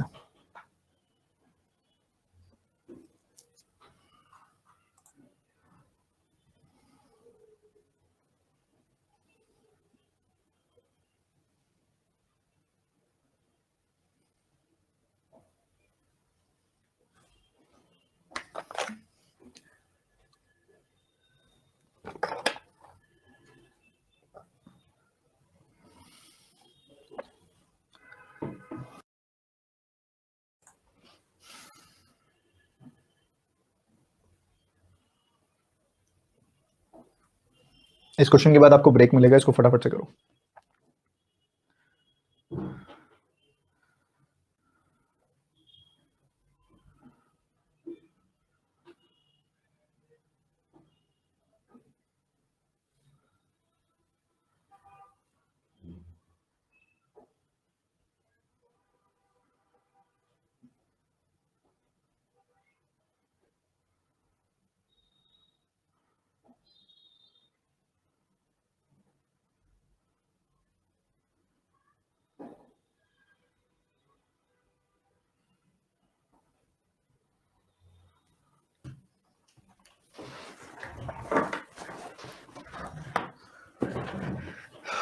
देखिए जी, ध्यान से समझिए, बहुत ही सिंपल सवाल है, बस थोड़ा दिखने में बड़ा, आपके पेपर में, मेंस पेपर में मुश्किल सवाल नहीं आते हैं। अगर आपने मेरे मॉड्यूल्स की अच्छे से प्रैक्टिस की हुई है जो मैं बता रहा हूँ, तो उसको थोड़ा-सा ना दिखाने में एग्जैजरेटेड वे में दिखा के ना उसको मुश्किल दिखाया जाता है, बस सवाल मुश्किल नहीं होता, ठीक है? बिल्कुल भी मुश्किल नहीं होता। तो सभी के सभी स्टूडेंट्स पूरे फोकस के साथ एक बार इस बात को समझेंगे और देखेंगे कि कैसे-कैसे चीज़ों को सॉल्व किया जाना था। कह रहे last year SBI clerk mains का जो पेपर हुआ था उसके हर सेक्शन की डिफरेंट वेटेज थी। कह रहे रीजनिंग का, डीआई का, जीए का और इंग्लिश का जो सेक्शन था ना, वो 7, 8, 9, 10 की रेशियो में उनकी वेटेज थी। ठीक है जी, और चारों में मार्क्स जो थे वो 850 थे टोटल। ये बात भी ठीक है। अगर आप 7, 8, 9, 10 में 850 को ब्रेक करते हो, आप देखोगे यहाँ पे 17 और यहाँ पे भी 17, तो 34 आ गया, 34 यूनिट्स आ गई वैल्यू। 34 यूनिट्स आ गई, 34 यूनिट्स की वैल्यू है 850। तो एक यूनिट की वैल्यू आपने निकालनी है, तो एक यूनिट आपने 17 से कैंसिल किया इसको, तो आपको मिला 2, यहाँ मिला 50, तो एक यूनिट की वैल्यू 25 आ गई बच्चों। एक यूनिट की वैल्यू 25 आ गई, तो 7 यूनिट की वैल्यू क्या आ जाएगी? 25 का 7 गुना 175, 25 का 8 गुना 200, 25 का 9 गुना 225, 25 का 10 गुना 250। तो हमें पता है कि ये चारों सेक्शन में जो टोटल मार्क्स थे ना, वो कितने थे, हमें पता लग गया। रीजनिंग सेक्शन है, डीआई सेक्शन है, जीए सेक्शन है, इंग्लिश सेक्शन है। तो यहाँ पे जो मार्क्स हैं 175, 200, 225, 250, ये मार्क्स हैं भाई। टोटल मार्क्स जो है वो 175 है, 200 है, 225 है और 250 है। ठीक है, ये अपने को पता है, ये चीज हमें दी गई है। अब वो कह रहा है कि रॉन्ग आंसर्स की कोई नेगेटिव मार्किंग है नहीं पेनल्टी के तौर पे, आपको केस बता रहा है बस ये। कह रहा है अगर गौरव के 27.27% मार्क्स ज्यादा आते रीजनिंग में, 42.25% मार्क्स ज्यादा आते डीआई में, 12.5% मार्क्स ज्यादा आते जीए में और 33.33% मार्क्स ज्यादा आते इंग्लिश में, तो उसके फुल मार्क्स ही आ जाते। बहुत बढ़िया, बहुत बढ़िया। तो अगर ऐसा है, सबसे पहली बात 27.27%, यहां पे मैं लिख रहा हूं 27.27% ज्यादा आते तो फुल मार्क्स ही आ जाते। यहां पे 42.85% ज्यादा मार्क्स आते तो फुल मार्क्स ही आ जाते। यहां पे 12.5% मार्क्स ज्यादा आते तो फुल मार्क्स ही आ जाते। और यहां पे 33.33% ज्यादा मार्क्स आते तो फुल मार्क्स ही आ जाते। इसकी फ्रैक्शंस पता है आपको? ये 9.09% का 3 गुना है, मतलब 1/11 का 3 गुना है, मतलब 3/11 है। ये 14.28% का 3 गुना है, मतलब 1/7 का 3 गुना है, मतलब 3/7 है। ये 1/8 है, ये 1/3 है। तो एक तरफ है टोटल मार्क्स, एक तरफ है ऑब्टेन्ड मार्क्स। एक तरफ टोटल मार्क्स है, एक तरफ ऑब्टेन्ड मार्क्स है। तो अभी इसके मार्क्स आए हैं 11, 11 ना आकर 3 ज्यादा आ जाते तो पूरे ही आ जाते, फिर 14 मार्क्स पूरे हो जाते फिर तो। ठीक है जी, मतलब अगर यहाँ पे 11, देखो 11 यूनिट मार्क्स आए हैं, अगर 11 यूनिट मार्क्स ना आके 3 ज्यादा आ जाते, 14 आ जाते, तो पूरे मार्क्स ही आ जाते। इधर 7 यूनिट मार्क्स आए हैं, 7 पे 3 ज्यादा आ जाते, 10 आ जाते, तो पूरे मार्क्स ही आ जाते। इधर 8 मार्क्स आए हैं, 8 पे अगर 1 ज्यादा आ जाते तो 9 मार्क्स आ जाते, पूरे ही हो जाते। और इधर 3 मार्क्स आए हैं, 3 मार्क्स पे 1 मार्क्स और एक्स्ट्रा आ जाता तो 4 मार्क्स आ जाते, तो फुल मार्क्स ही आ जाते। वो ये कहना चाह रहे हैं आपको। पूछ क्या रहे हैं आपसे? पूछ रहे हैं आपसे they must have scored 100, find the total marks Gaurav had scored. तो ऑब्टेन्ड मार्क्स आपने यहाँ पे बताने हैं बेसिकली। ऑब्टेन्ड मार्क्स आपने यहाँ पे बताने हैं और बड़े सिंपल अंदाज में, बहुत ही सिंपली, जैसे कि जो राइट साइड वाला सेक्शन था उसको कैलकुलेट करना है आपने हर जगह पे। अब मान लो यहाँ पे आपने देखा कि भाई 14 यूनिट की वैल्यू तो इतनी है, तो 1 यूनिट की वैल्यू क्या होगी? 12.5। 1 यूनिट की वैल्यू 12.5, तो 11 यूनिट की वैल्यू क्या हो जाएगी? 137.5। तो मतलब इसके 137.5 मार्क्स आए हैं। ठीक है, ये ठीक है। यहाँ पे 10 यूनिट की वैल्यू अगर 200 है, तो 1 यूनिट की वैल्यू 20 और 7 यूनिट की वैल्यू 140 आ जाएगी। 9 यूनिट की वैल्यू 225, तो 1 यूनिट की वैल्यू 25, तो 8 यूनिट की वैल्यू 200 आ जाएगी। 4 यूनिट की वैल्यू अगर 250, तो 1 यूनिट की वैल्यू कितनी हो जाएगी? 62.5। तो 3 यूनिट की वैल्यू कितनी हो जाएगी? 3 × 62.5, तो 187.5 आ गई यहाँ पे वैल्यू। जोड़ दो इनको, कोई दिक्कत वाली बात ही नहीं है। तो यहाँ पे आपने इन सबको ऐड कर दिया, ये आ गया 340 और 340 एंड इसमें से आप 120 अलग कर लो, 120 एंड 180, 300 अलग कर लो, 500 एंड 140, 640, तो ये आ गया। उसके बाद यहाँ पे मैंने 17.5 और यहाँ पे 7.5 नहीं लिया था, तो वो 25 अलग ले लो, तो ये 665 आपका आंसर आ जाएगा। 665 मार्क्स ऑब्टेन किए हैं। बढ़िया क्वेश्चन है, एक बार समझ आ जाए तो फिर दिक्कत नहीं होती। सर ये सक्सेसिव से नहीं होगा? एक बच्चा पूछ रहा है कि ये सक्सेसिव से नहीं होगा क्या? यहाँ पे कोई वैल्यू परसेंटेज से बढ़ा दी, फिर उसी वैल्यू को दोबारा किसी परसेंटेज से बढ़ा दिया, फिर उसी वैल्यू को दोबारा किसी परसेंटेज से बढ़ा दिया, ऐसा हो रहा है क्या? यार ये 4 अलग अलग वैल्यूज हैं, उनका अपना अलग अलग रिलेशन है, तो क्यों यहाँ पे सक्सेसिव लगेगा? एक बार मैं दोबारा बता रहा हूं, ठीक है, एक बार दोबारा सुन लो ध्यान से। सबसे पहले उसने बोला है कि वेटेज जो है ना चारों सेक्शन की वो 7, 8, 9, 10 है। मतलब उसने बता दिया टोटल मार्क्स की क्या रेशियो है, वेटेज का यही मतलब होता है, ठीक है, टोटल मार्क्स की क्या रेशियो है। तो 850 को मैंने उठा के 7, 8, 9, 10 में ब्रेक करना है तो ये रेशियो का कॉन्सेप्ट काफी बच्चे बिगनर्स है तो नहीं पता होगा कैसे करते हैं। अब मुझे पता है 7 यूनिट मार्क्स हैं रीजनिंग के, 8 यूनिट मार्क्स हैं डीए डीआई के, 9 यूनिट मार्क्स हैं जीए के, 10 यूनिट मार्क्स हैं इंग्लिश के। तो टोटल कितने मार्क्स हो गए, 7 + 8 + 9 + 10 यानी कि 34 यूनिट। तो 34 यूनिट मार्क्स हो गए टोटल, पर एक्चुअल में टोटल मार्क्स तो 850 है वो कह रहा है।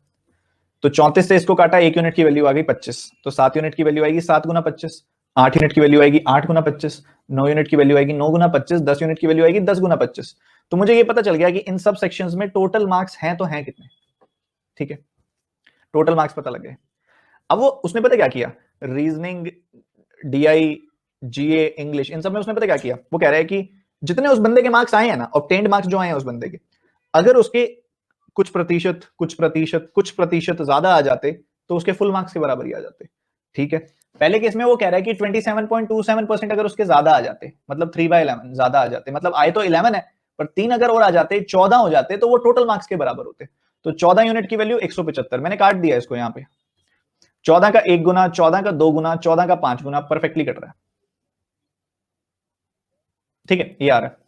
अब उसके बाद 12.5 वैल्यू आ गई, 11 से इसको फिर मल्टीप्लाई कर दिया, ठीक है, 11 से इसको फिर मल्टीप्लाई कर दिया, तो 11 से मल्टीप्लाई किया तो मुझे यहाँ पे वैल्यू मिल गई 137.5। तो मुझे ये पता लग गया ना ऑब्टेन्ड मार्क्स कितने हैं। देखो यहाँ से काटा, 1 यूनिट की वैल्यू 12.5 आई, 1 यूनिट की वैल्यू 12.5 आई, तो 11 यूनिट की वैल्यू क्या आएगी, 11 गुना 12.5 यानी कि 137.5।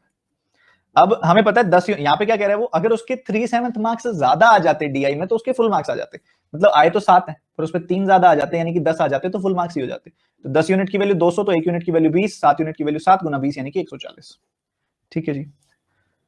9 यूनिट की वैल्यू 225। अब वो यहाँ पे कह रहे हैं 1/8 मार्क्स अगर उसके जीए में ज्यादा आ जाते तो उसके फुल मार्क्स ही आ जाते, मतलब 8 यूनिट मार्क्स आए, अगर एक ज्यादा आ जाते 9 आ जाते तो उसके टोटल फुल मार्क्स ही आ जाते। तो 9 यूनिट की वैल्यू 225, 1 यूनिट की वैल्यू 25, तो 8 यूनिट की वैल्यू 8 गुना 25 यानी कि 200। अगर यहाँ पे 1/3 मार्क्स ज्यादा आ जाते तो उसके फुल मार्क्स ही आ जाते। तो 4 यूनिट की वैल्यू 250, 1 यूनिट की वैल्यू 62.5, तो 3 यूनिट की वैल्यू 3 इंटू 62.5 यानी कि 187.5। तो यहाँ पे हमें पता है कि इसके 187.5 मार्क्स आए हैं, इन सबको जोड़ दिया हमें मिल गया 665 मार्क्स, जो कि है बी ऑप्शन। अब तो सबको क्लियर है यार, सर मेंस लेवल का है ना ये, और प्री में थोड़ी आएगा यार ये ऑब्वियसली। अगला सवाल बनाने से पहले एक छोटा सा ब्रेक आप सबके लिए, पानी वानी पी लीजिए फिर हम शुरुआत करते हैं। ब्रेक है छोटा सा।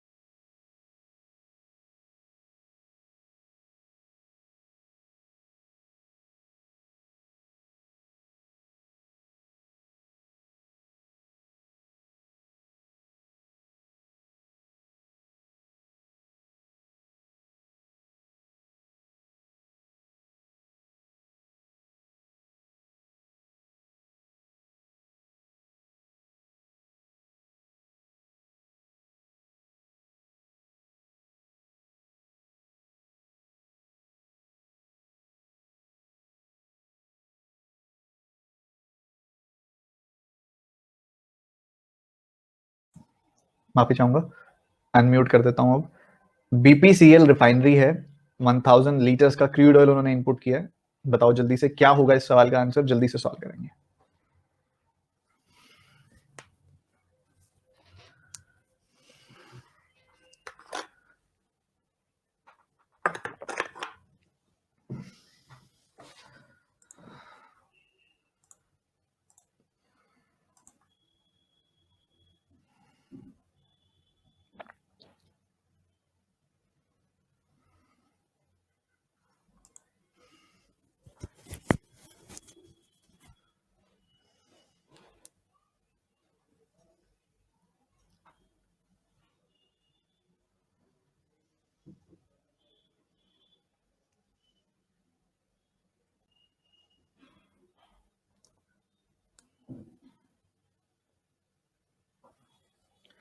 देखिए सवाल समझिए पहले।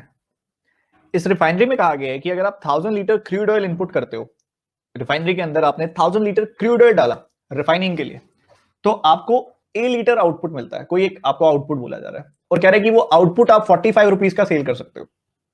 पर अगर आप दोबारा से उसी को आप रिफाइन करते हो 2 घंटों के लिए, तो बी लीटर्स का आउटपुट मिलता है और उसको आप सेल कर सकते हो 65 लीटर 65 रुपीज का। ठीक है, देन आगे output and input ratio at both the stages, कह रहे दोनों स्टेजेस पे जो आउटपुट और इनपुट की रेशियो है वो 80% है।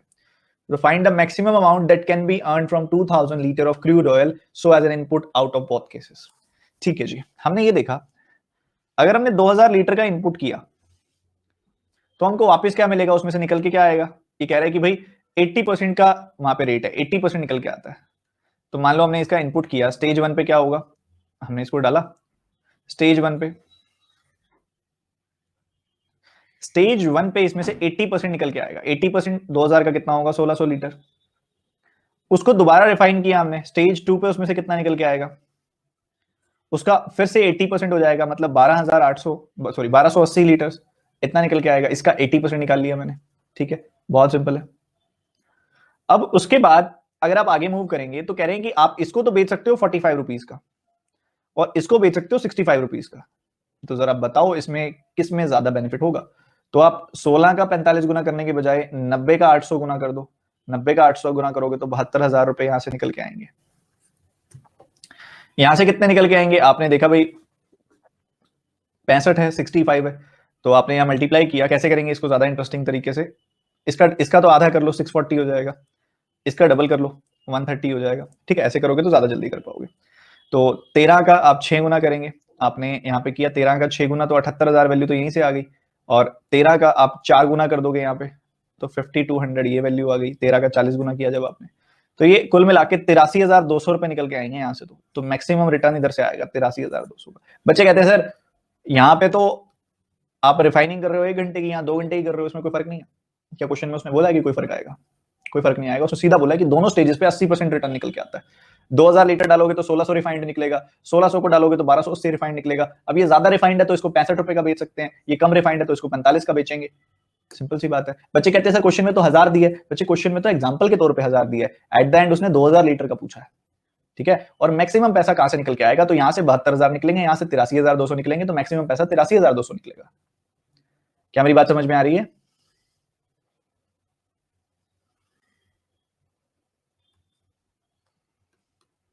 अगला सवाल आसान सा क्वेश्चन है, जल्दी बनाएंगे सेकंड में।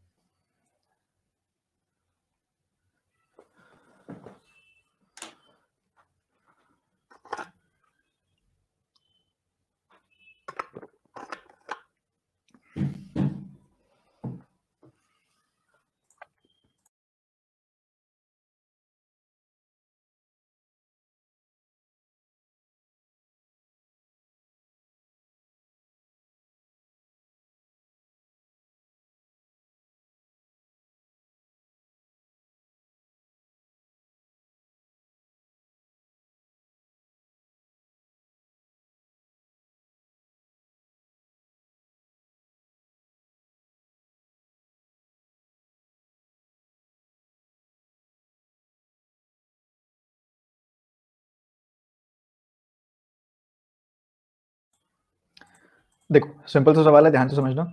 एक बुक में ना 40 पेजेस है, 27 लाइन है, 36 कैरेक्टर्स हैं। आपने सारे के सारे कंटेंट को कॉपी करना दूसरी नोटबुक में, जिसमें हर एक पेज पे 32 लाइन है और एक लाइन में 25 कैरेक्टर्स आ सकते हैं। बताओ कितने पेजेस इसमें लगेंगे, और जो पेजेस लगेंगे वो कितना प्रतिशत ज्यादा होंगे पहले वाले पेजेस से, यानी कि 40 पेजेस से कितना प्रतिशत ज्यादा होंगे। अभी बड़ा इंटरेस्टिंग सवाल है, बहुत इंटरेस्टिंग क्वेश्चन है। अब अगर आप नोटिस करो इसको, तो ये क्या मिल रहा है, 40 पेजेस। बच्चों आप सबने बचपन में, मान लो आप गर्मियों की छुट्टियों में कहीं गए हो, या वैसे भी आप बीमार हो गए हो, या कैसे भी स्कूल नहीं जा पाए, या फिर किसी भी तरीके से काम तो पूरा रहता नहीं होगा आपका, तो कॉपी तो किया ही होगा। नोटबुक दूसरे वाली किसी दूसरे बच्चे से नोटबुक लेके कॉपी तो किया ही होगा। तो अब कॉपी करने में क्या रहता है, आप क्या कॉपी करते हो, क्या पेजेस कॉपी करते हो? नहीं। क्या लाइंस कॉपी करते हो? नहीं। आप कैरेक्टर्स कॉपी करते हो, कि जो उसने कैरेक्टर्स लिखे हैं वो आप लिखोगे। तो कैरेक्टर्स जितने हैं वो पहले में जितने होंगे और दूसरे में जितने होंगे वो बराबर होने चाहिए। कैरेक्टर्स कॉपी किए जाते हैं और वो बराबर होने चाहिए। तो इधर देखा जाए तो एक लाइन में कितने कैरेक्टर्स हैं, 36। लाइन कितनी है, 27। तो एक पेज पे इतने कैरेक्टर्स हो गए, 36 इंटू 27। और पेजेस कितने हैं, 40। तो 40 से मल्टीप्लाई कर दिया, टोटल इतने कैरेक्टर्स हो गए बुक के अंदर। इधर अगर आप देखोगे 25 कैरेक्टर्स हैं एक लाइन में, लाइन टोटल है 32, और कितने पेजेस हैं ये हमने निकालने हैं, तो ये बराबर होने चाहिए। इक्वेट कर दो, कर दिया सर, कोई दिक्कत नहीं है। आपने 4 से कैंसिल किया 8 आया, 4 से कैंसिल किया 9 आया, 8 से कैंसिल किया 5 आया, 5 से कैंसिल किया 5 आया। तो आपके पास ये बच गया 5p, और इधर बच गया 27 का 9 टाइम्स। ठीक है, यही बचा, और तो कुछ नहीं है। और 27 का 9 टाइम्स क्या होता है भाई, अब आप बहुत इजीली ये चीज देख पाओगे, 243 होता है। अब उसको आपने 5 से डिवाइड कर दिया, आप 5 से मत डिवाइड करो, आप 10/2 से डिवाइड करो, तो ये क्या आ जाएगा, 486/10। तो ये 48.6 पेजेस लगेंगे आपके। अब 48.6 पेजेस को मैं क्या लूं, 48 लूं या फिर 49 लूं? बच्चे कहेंगे सर 49 लो, क्योंकि 48.5 से ज्यादा है इसलिए। पर बच्चों अगर ये 48.2 भी होता ना, तब भी मैं इसको 49 ही लेता। क्यों? क्योंकि इसने नंबर ऑफ पेजेस पूछा है। आपने 48 पेजेस तो पूरे भरे, पर 49 पेज आपने सिर्फ और सिर्फ 0.2 भरा। 0.2 मतलब 20% पेज भरा। पेज तो गिना जाएगा ना वो, और अगर आप ये पेज नहीं गिनते तो आपका डेटा पूरा कॉपी नहीं होगा। और पेज तो एक इंटीग्रल नंबर में गिना जाएगा, इंटीजर गिना जाएगा, तो ये आप 49 ही लोगे। यहाँ 48.6 आया, फिर भी आप 49 ही लोगे। ठीक है, चाहे 48.2 आता फिर भी 49 ही लेते। तो नए वाले पेजेस हैं 49, पहले पेजेस कितने थे, 40। तो पहले पेजेस 40 थे, अब 49 हो गए, तो कितने बढ़ गए, 9 बढ़ गए। 9 का इंक्रीज हुआ 40 पे, तो 100 पे कितने का, 1/40 होता है 2.5%। तो 9/40 होगा 22.5%, 2.5 का 9 टाइम्स 22.5% आपका आंसर आएगा। सभी ने बनाया था पक्का, आर यू श्योर?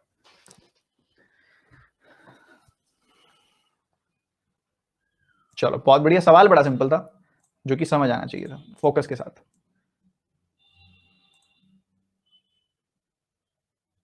ये बनाएंगे जल्दी से।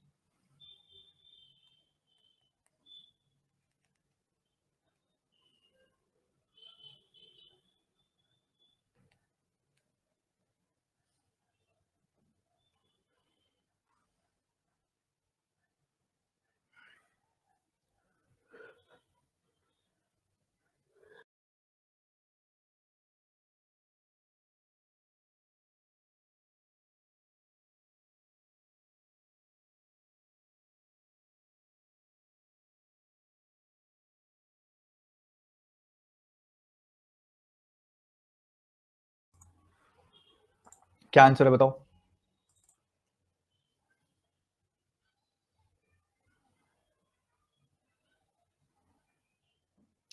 85.71% पे कितने बच्चे अटके? आंचल तो वहीं अटकी हुई है, कह रही हैं।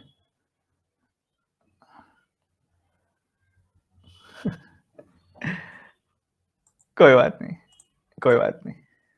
काफी बच्चों के मन में ना ये डाउट आ जाता है, कोई ऐसी बड़ी बात नहीं है।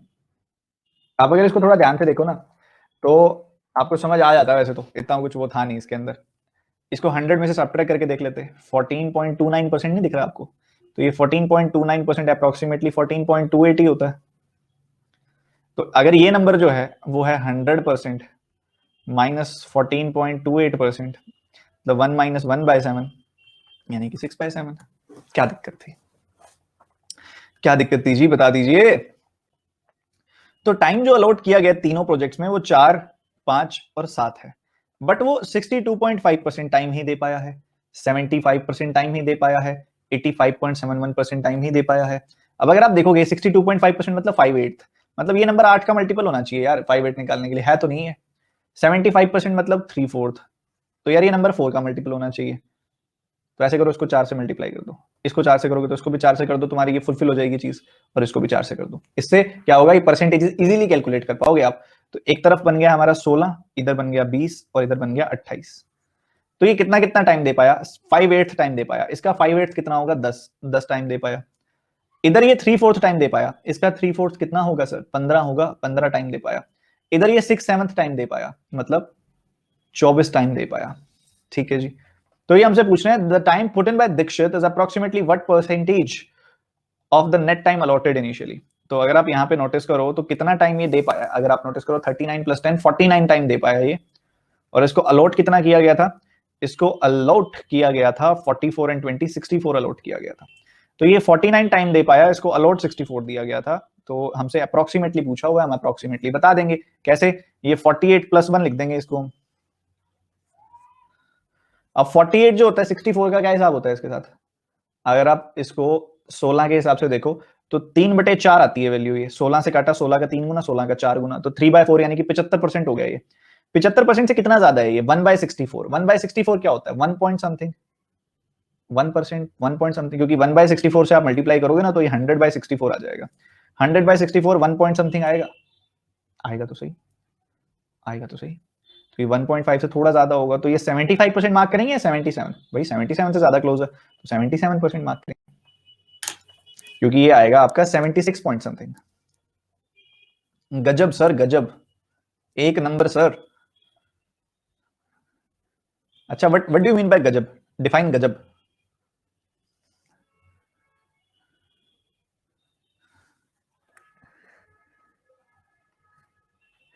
चलो जी चलो, अभी जो बच्चों को डाउट है मैं दूर कर देता हूं। आपको पता है इनको टाइम क्या अलॉट किया गया था? 4, 5, 7, जिसमें से इधर 6, इसका 6/7 टाइम दे पाया, यहाँ पे ये 3/4 टाइम दे पाया, और यहाँ पर ये 5/8 टाइम दे पाया। अगर आप चाह रहे हो कि ये नंबर इंटीजर्स आए तो ये नंबर 8 से कट जाए, ये नंबर 4 से कट जाए, और ये नंबर 7 से कट जाए। 8, 4, 7 यहां से ले रहा हूं मैं। 8 है ना यहाँ पे, तो ये नंबर 8 से कट जाएगा तो फायदा है। यहाँ 5 है, यहाँ पे पर नंबर ऐसा होना चाहिए जो 4 से कट जाए, ये फायदा है। यहाँ 7 है तो 7 से कट जाए, फायदा है। बच्चों ये रेशियो है, इसको किसी नंबर मर्जी से मल्टीप्लाई करो, पर हर एक नंबर को मल्टीप्लाई करो। तो मैंने क्या सोचा, मैंने सोचा इसको 4 से, अगर देखो 5 को 4 का मल्टीपल बनाना है तो उसको 4 से ही मल्टीप्लाई करना पड़ेगा, और कोई इलाज ही नहीं है। इसको 4 से करा तो इसको भी 4 से करोगे, तो ये बन गया 16, 16 8 से कट जाता है, ठीक है। इसको तो किसी से मर्जी मल्टीप्लाई कर लो, ये तो 7 से पहले भी कट रहा है और आगे भी कटेगा। इसलिए मैंने 16, 20 और 28 मान लिया। 16, 20 और 28 मान लिया। 16 का 5/8 कितना होता है? 10। 16 का 3/4 होता है 15। 16 का 6/7 होता है 24। ठीक है। तो इन्होंने टाइम जो यहाँ पे डिवोट किया वो 49 किया, इनको जो अलॉट किया गया था वो 64 अलॉट किया गया था।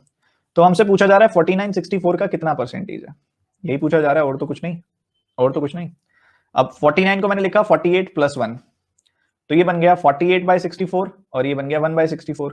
ये 100 इसके साथ भी जाएगा, ये 100 इसके साथ भी जाएगा, तो ये बन गया 3/4, यानी कि ये बन गया 75%। ये 100/64 है, मतलब ये 1.5 के आसपास बनेगा। तो ये 76.5% के आसपास आंसर आएगा आपका। हमने अप्रोक्सीमेटली बताना है यहाँ पे, और 76.5 के सबसे नियर ऑप्शन 77%। अगला सवाल।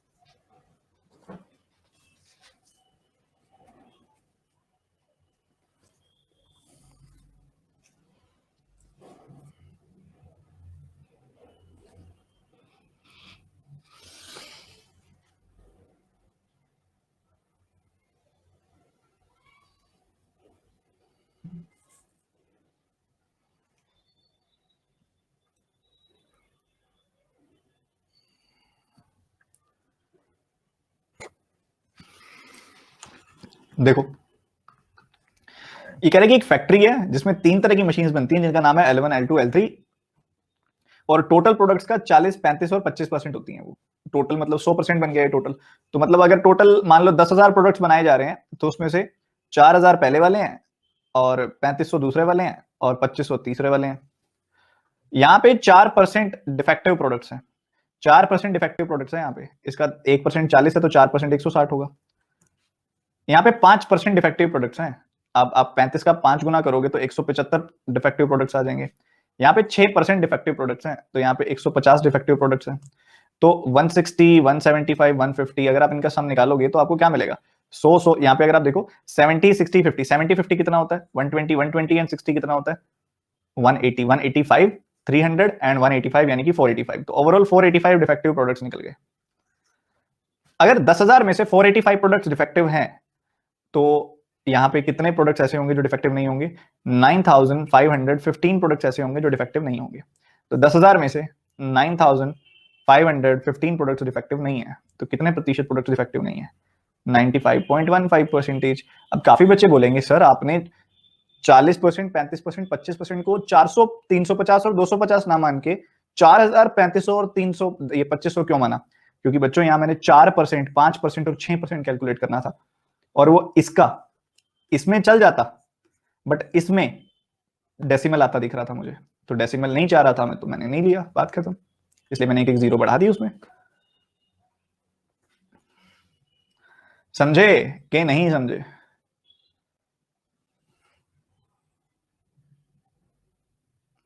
सर कहीं 100 लेट कर रहे हैं कहीं हम लेट कर रहे हैं कुछ इस टाइप से अलग अलग। तो क्या चल रहा है डिपेंडिंग अपॉन द सिचुएशन होता है ये, कोई फिक्स नहीं है, कोई हार्ड एंड फास्ट रूल नहीं है। एक बच्चे ने कहा सर ये मेंस लेवल तो नहीं है तो मैंने तो कहा ही नहीं मेंस लेवल है। बच्चों परसेंटेज में ना डायरेक्ट क्वेश्चन आते ही नहीं है मेंस में। परसेंटेज ना लेयर है, फाउंडेशन लेयर है, घर में नींव बनाते हैं ना तो ये टॉपिक ना नींव है आगे आने वाले टॉपिक्स की। तो इसमें कोई बेसिक लेवल कोई हाई लेवल नहीं, सब मिक्स होता है इसके अंदर। मिक्स्ड होता है, अप्रोच होते हैं बेसिकली, ऐसे सवाल पढ़ाए जाते हैं जो अप्रोच होते हैं। तो आप निश्चिंत मत रखो लेवल की, टाइप्स की, सिलेबस की, ये टेंशन मेरी है। आपकी टेंशन है टारगेट्स कंप्लीट करने की, ठीक है, वो आपने करना है, ठीक है, समझ गए। अब आगे बढ़ो, अगला सवाल, लास्ट सवाल करते हैं फिर छुट्टी है आपकी। जल्दी से बताना मुझे इस सवाल का जवाब कितने बच्चे बताएंगे।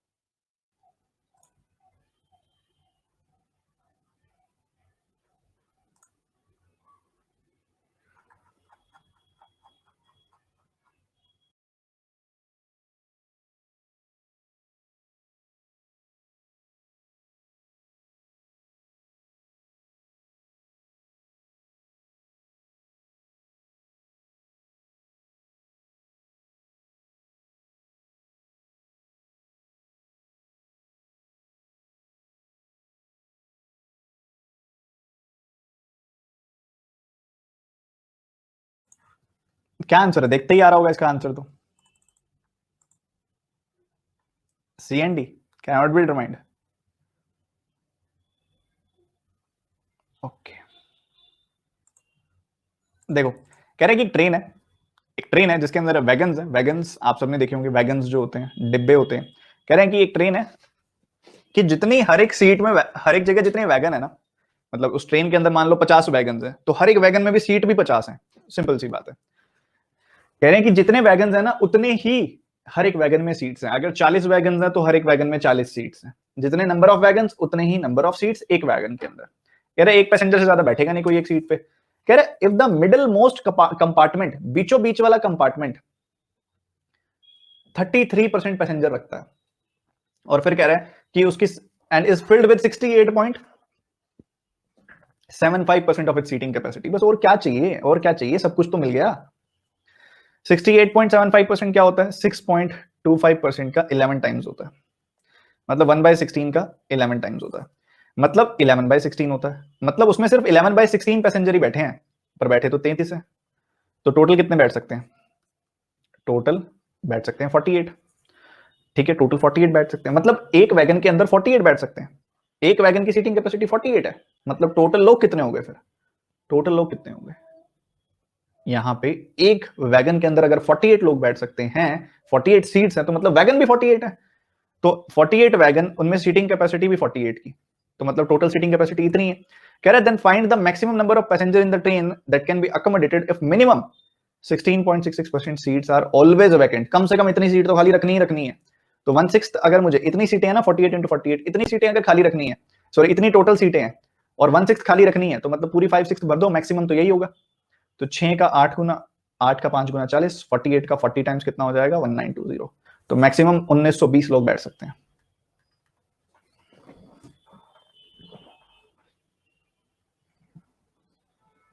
दम ही नहीं था सवाल में, कोई लॉजिक ही नहीं था दम वाला।